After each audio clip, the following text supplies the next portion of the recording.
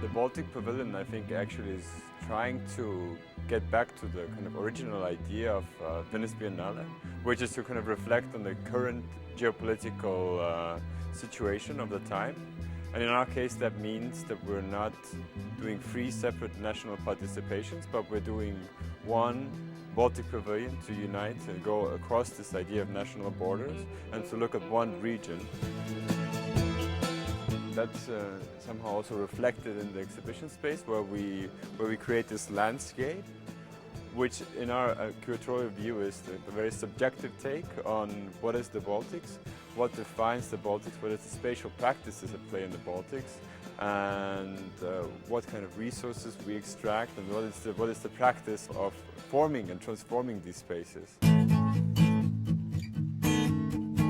We have everything from geological samples, from rocks to videos to real architectural models, or also written contributions. So it's a really mixed media exhibition, but I think also that's the key to what we want to look at. We really want to see what are the different kinds of perspectives that the architect should be learning to kind of master, to kind of be on par, or to be in these conversations that are actually transforming the region.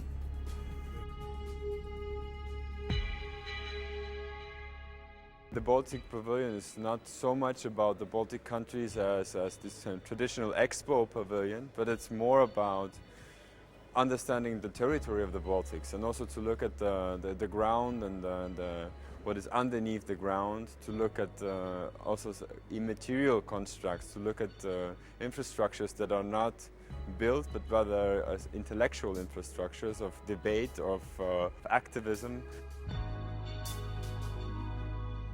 Infrastructure for us, it really is a departure point. It's an interesting moment when infrastructure becomes present in the public. Good infrastructure is invisible. And in Baltics, in relation to geopolitical tensions, we have a lot of momentum to actually reassess architecture. Think about how we intervene, how we make it more efficient, how we transform it. I think the Baltic Pavilion is trying to look at the past, what are the transformative efforts that we're dealing with now, and to understand what needs to be done, or what actually is transforming the region in order to act on it on the future.